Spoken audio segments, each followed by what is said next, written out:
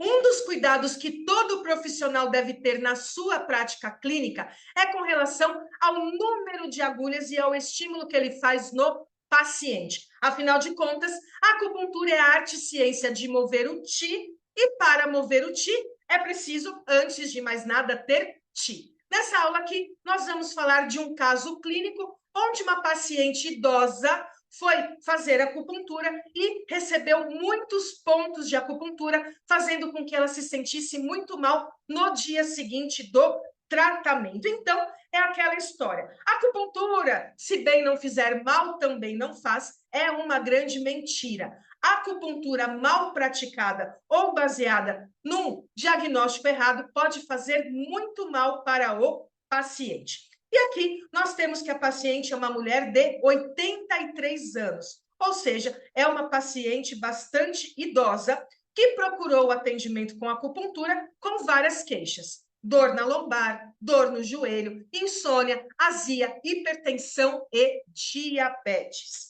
O tratamento da paciente proposto pelo profissional foi o seguinte: bexiga 40, bilateral, VC4, VC5, as 3 agulhas do joelho, que é uma técnica baseada no método das 3 agulhas, C7 bilateral, pericárdio 6 bilateral, VG24 bilateral, amião, E44 bilateral, VC12, E36 bilateral, F2 bilateral, F3 bilateral, IG4 bilateral, VB20 bilateral. R6 bilateral, R3 bilateral, R7 bilateral, baixo 3 bilateral. Para finalizar, moxa no umbigo, bexiga 23 e VG4, ventosa terapia nos pontos fio-dorsais e sangria no ápice da orelha e yang do fígado para a hipertensão. Então, o protocolo feito por esse profissional, na verdade, foi somando informações com base na queixa principal. Não foi um protocolo gerado através de um diagnóstico da medicina chinesa. Então, se a gente olha aqui, ó, dor na lombar, bexiga 40, VC4, VC5, pode ser um tratamento para dor lombar. Dor no joelho, 3 agulhas do joelho. Insônia, C7, pericárdio 6, VG24, amião. Paralisia, E44, VC12, E36 e assim por diante.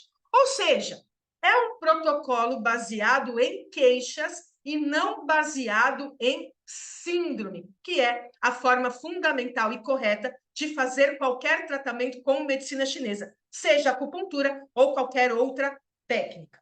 No dia seguinte, a paciente entrou em contato com o profissional, relatando que acordou com cansaço extremo, tontura, dor de cabeça, piora na dor lombar e se sentia incapaz de levantar da cama. Então, a paciente, 83 anos, morava sozinha, acordou no dia seguinte, não conseguia nem levantar da cama de tão mal que ela estava naquele momento. E aí, mais uma vez vem a pergunta: será que a acupuntura causou tudo isso?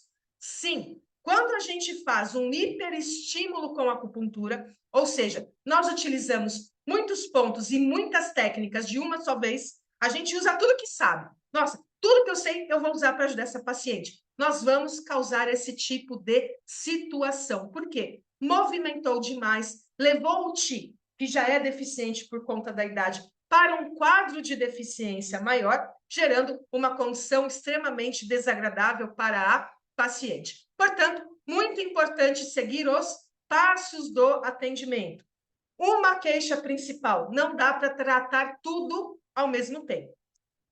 No caso dela, era muito importante falar qual é a sua queixa principal hoje. Ah, é a dor lombar que está incomodando mais? Ok, vamos começar o seu tratamento pela dor lombar. Quando melhorar, aí sim a gente vai observar as outras queixas e avaliar o que pode ser feito por elas. Afinal de contas, às vezes, tratando uma dor lombar, a gente consegue também resolver várias outras situações dessa paciente aí.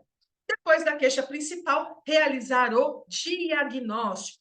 Então, todo aquele processo de interrogatório, palpação, ausculta e olfação e inspeção para chegar na diferenciação de síndrome. Qual é a síndrome da paciente? E, a partir da síndrome, definir o princípio de tratamento. O que precisa ser feito? A partir daí, definir a estratégia.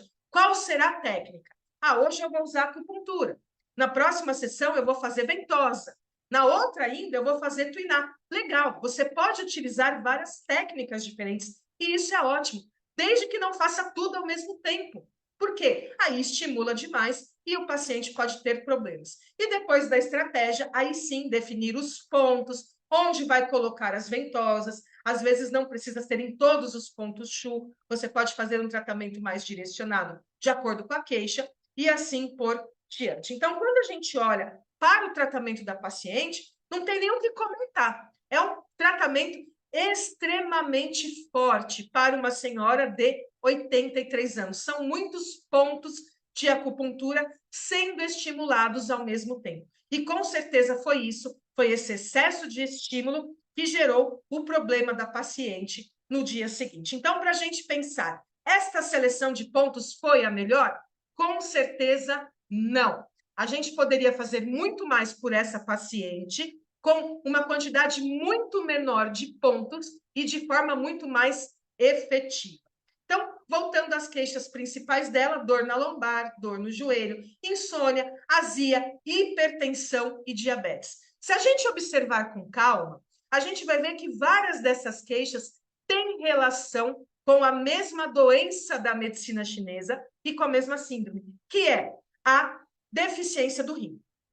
Pela idade, isso é esperado, não é nada diferente. 83 anos, é esperado que isso aconteça. E aí, ela relata problemas com os filhos e netos, tem dificuldade para dormir e, quando dorme, apresenta muita transpiração, transpiração noturna. Mais uma característica importante da deficiência do yin do rim. Sede e ingestão de líquidos é normal, as fezes são mais ressecadas, então tem falta de yin, alimentação equilibrada, a pele é seca. Lembra que fluidos corporais, o yin, o sangue, é quem vai trazer nutrição e lubrificação para a pele. Língua vermelha sem saburra, então sem saburra já indica aí uma deficiência do yin, do rim, mas a língua vermelha já indica que essa deficiência do yin, do rim, está gerando calor, então a gente tem aqui um caso de calor falso, e o pulso é fino, fraco e superficial, indicando que há um quadro de deficiência grave, e superficial indicando que essa deficiência mais grave é do yin. O yin não ancora o yang, e aí o pulso se torna mais superficial. Então, diferenciação de síndromes dessa senhora, deficiência do yin do rim, muito claro aí, dentro do contexto das queixas que ela traz, inclusive diabetes e insônia, deficiência do yang do rim também, porque é natural na idade. Então, falta essência e falta função. As duas coisas simultâneas. Só que no caso dela, a deficiência do yin do rim é mais proeminente, é mais destacada. E também tem um grau aí de estagnação do Qi do fígado. Professora, eu não entendi por que tantas agulhas fizeram tão mal para a paciente. Lembra daquela questão que a acupuntura é a arte e ciência de movimentar o Qi nos canais? Pois é. Toda vez que você coloca uma agulha na paciente, no paciente, você vai ter uma perda de Qi. Uma pouca parte do Qi vai ser consumida. Por quê? Justamente você colocou a agulha, você estimulou para chamar o Qi.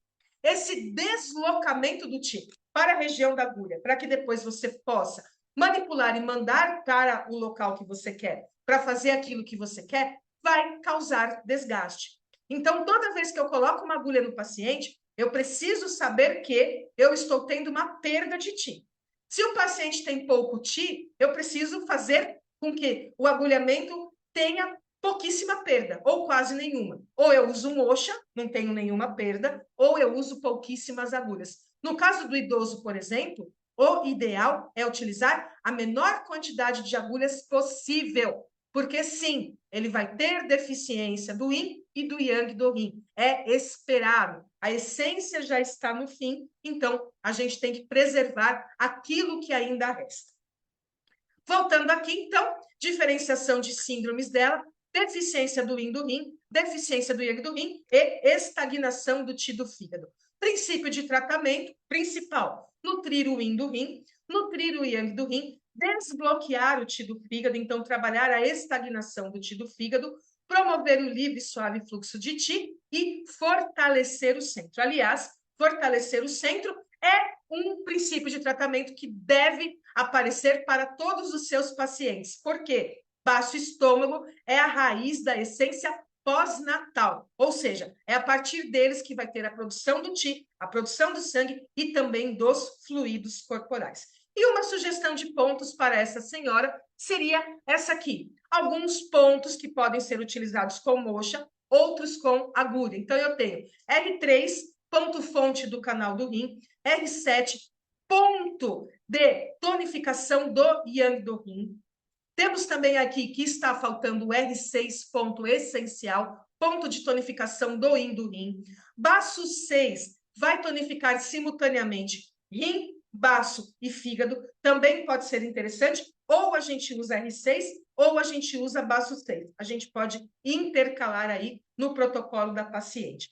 VC12, E36 e baço 3 como pontos para fortalecer o centro. Então, eu tenho ponto mudo estômago, eu tenho o E36, ponto terra de canal terra, ponto mar inferior do estômago, que tem grande efetividade para fortalecer função tanto de estômago quanto de baço, e o baço 3, que é ponto fonte do canal do baço. Também muito importante para fortalecer o centro. E F3, F8, F3 ponto fonte do canal do fígado vai ser utilizado aí para desbloquear e restaurar as funções originais do fígado, que é manter o livre fluxo de Qi em todas as direções, suave e tranquilo, e o F8, que também vai atuar no aspecto Yin. É ponto mar do canal do fígado e ele vai atuar principalmente no sangue e no aspecto Yin do fígado, que consequentemente vai chegar também, vai influenciar o aspecto Yin do rim. Moxa em VC8, no joelho e na lombar. Então, seria uma sugestão boa de pontos para esta paciente,